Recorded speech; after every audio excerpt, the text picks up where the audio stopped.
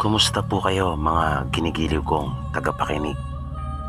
Muli po ay narito tayo para sa isa na namang kwento ng kababalagan.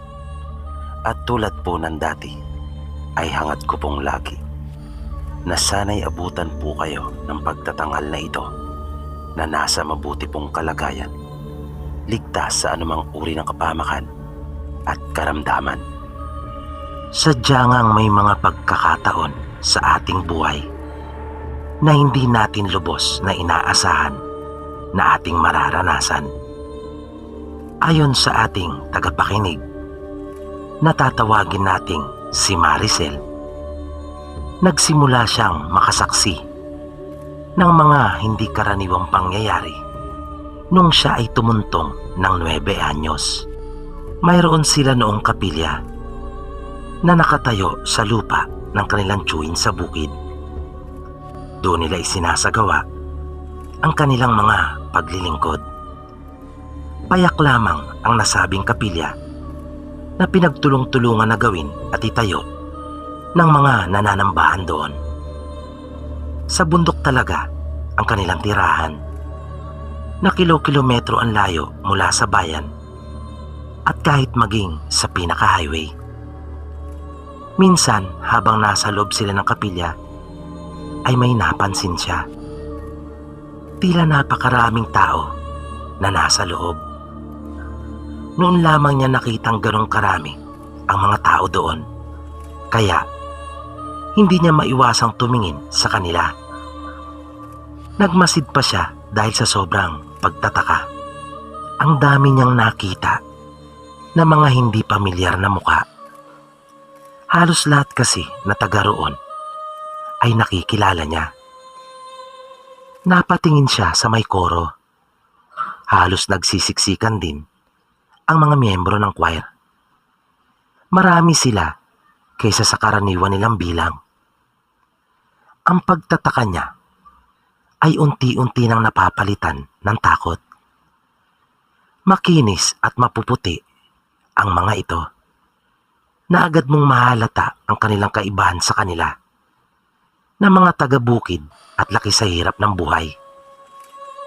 Ang isa pang ipinagtataka niya ay tila ba parang siya lang ang nakakapuna noon. Iginala niya ang kanyang paningin at nakita niyang mga nakatungo ang karamihan sa kanila na nananalangin. Kaya ipinikit na lamang niya ang kanyang mga mata at nag-alay na rin ng sarili niyang panalangin. Nang naglalabasa na, ay pumunta siya sa gawing gilid at pinagmasdan ang lahat ng mga lumalabas. Nakagawian na kasi nila na hindi muna umuuwi kaagad at nagkukwentuhan na muna. Dahil sa iyon lang ang pagkakataon na nagkakasama-sama sila, tinitingnan ni Maricel mabuti ang bawat lumalabas.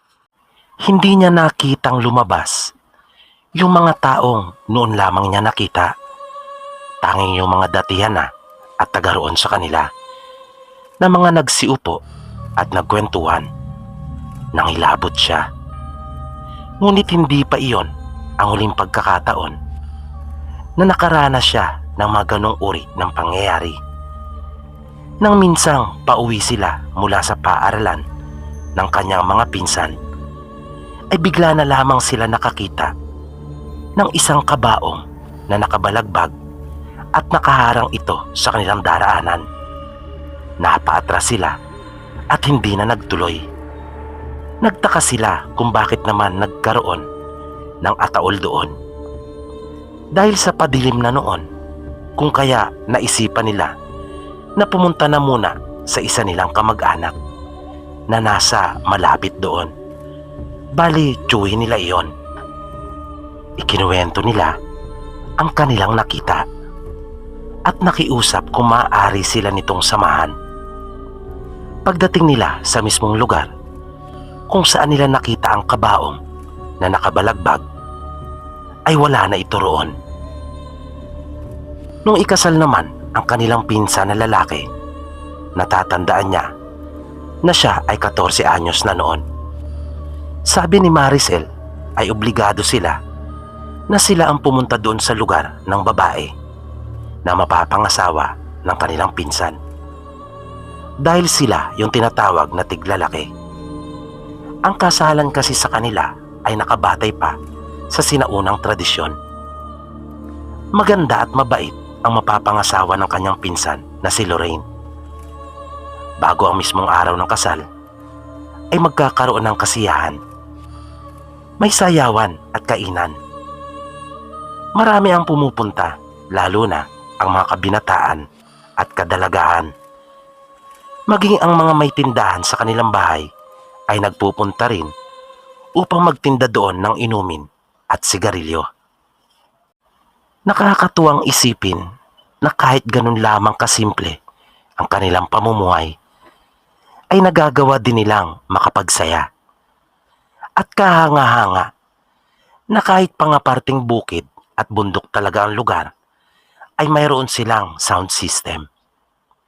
Isinasakay sa karosa ang naglalaki ang mga baffles at speaker, habang ang ibang kasangkapan naman ay pinagtsatsaga ang buhatin at takutin ng mga tao. Nung gabi ng kasiyahan, tulad ng inaasahan, pagsapit ng mga alas 7 ay nag-uumpisa ng magdatingan ang mga makikipagsayawan. Ito ay free for all, ika nga. Kaya, kung saan saang lugar nagmumula ang mga tao. At dahil sa may pakpak ang balita, kung kaya madaling kumalat sa tuwing mayroong ikakasal. Sila naman ng kanyang mga pinsan, bilang bahagi ng mga tiglalaki na tinatawag, ay tumutulong din sa paghanda. Pero, mas marami silang panahon na makipagsayawan at makipagkasiyahan. Mayroon silang lugar na nakatalaga para sa kanila. Bago pinasimulan ang sayawan, ay may maikling presentasyon. At matapos iyon, ay sayawan na. Kahit saang sulok mo ibaling ang iyong paningin, ay makikita mong may mga umpukan ng mga kabataan. Ang totoo, hindi lang mga binata at dalagang makikita mong nag-uumpukan, na nag-iinuman at nagkakasiyahan. Napakasaya ng mga ganong pagkakataon. Panay ang punta sa kanila ng mapapangasawa ng pinsan niya. Mabait ito at inaasikaso silang talaga. Minsan pa lang niya itong nakita pero malapit na kaagad ang loob niya dito dahil sa mabuti itong tao. Ngunit hindi natapos ang gabing iyon na puro lang kasiyahan dahil noong nagsimula na sila Maricel na makipagsayawan, ay may napansin siyang isang babae sa di kalayuan na nakamasid sa kanila. Naroon ito sa gilid ng isang puno sa may bahagi na hindi masyadong maliwanag. Noong una ay hindi niya pansin iyon. Ngunit sa tuwing magagawi doon ang kanyang paningin, ay nakakaramdam siya ng pagkailang. Dahil sa halos hindi na nito inaalis ang pagkakatitig sa kanila, lalong-lalo na sa kanya, na nung huli ay nakita niyang matalim na ang pagkakatitig nito, na naisip pa nga niya kung ano kaya ang dahilan. Bakit ganun ito makatingin? Makailang ulit niya inisip kung saan niya nakita ang babae na sa tansya niya ay mahigit 40 na ang edad nito. Inisip niya kasi na baka nasagi niya ito nang di sinasadya, na siya nitong ikinagalit. Dahil sa paraan ng pagkakatitig nito sa kanya, ay hindi talaga maikakaila na galit ito. Ngunit kahit pigain niya ang kanyang isipan, ay wala siyang matandaan. Nang bumalik sila ng kanyang mga pinsan sa kanilang pwestong kinauupuan, ay pasimple niyang itinuro iyon.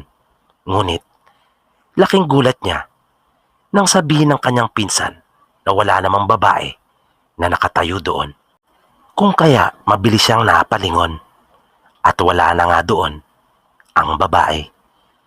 Biniro siya ng kanyang pinsan at sinabing ang bilis naman daw niyang tamaan ng kanilang iniinom.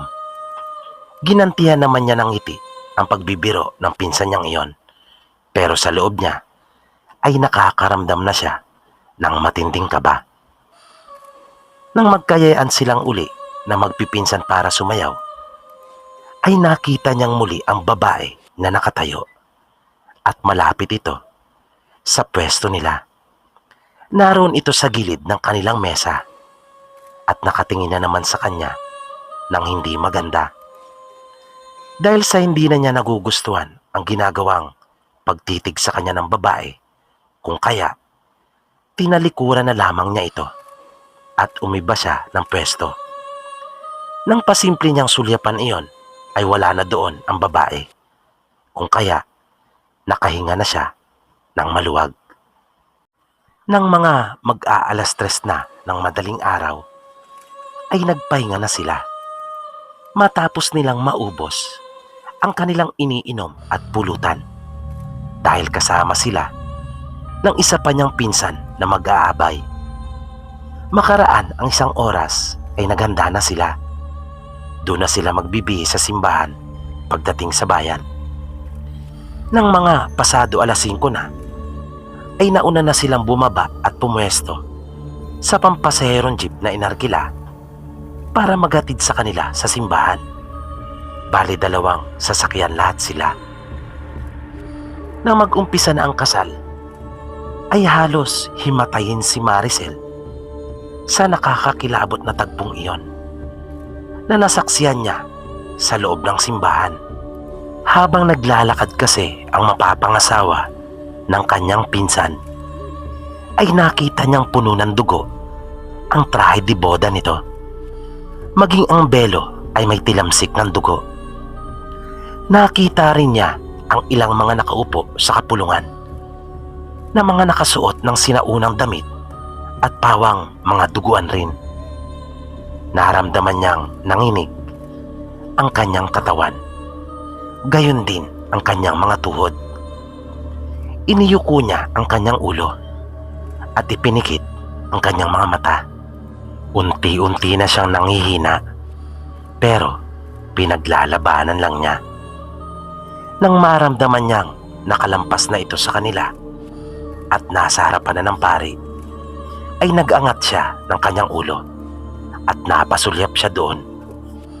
Ngunit mabilis niyang iniyuko muli. Nang ang abito naman ng pari ang makita niyang puno ng dugo at wala itong ulo, naramdaman niyang nangapal ang kanyang mukha at namanid ang buo niyang katawan at tuluyan na nga siyang bumagsak. Ang huling natatandaan niya ay nakita niyang naglalapitan ang mga taong tutulong sa kanya. Nang magkamalay siya, ay naroon na sa bahay kung saan naroon ang handaan at katabi niya ang isang pinsan na hindi kasama sa kasal. Sinabi nito sa kanya na una na siyang inihatid ng isang jeep kasama ang nanay at tiyahin niya. Ang bigat ng kanyang ulo na para itong mabibiyak sa sobrang sakit at mapakla ang kanyang panlasa. Maya-maya ay nagkaingay sa labas at nakarinig sila ng mga hiyawan na nasundan pa iyon ng malalakas na pag-iyak.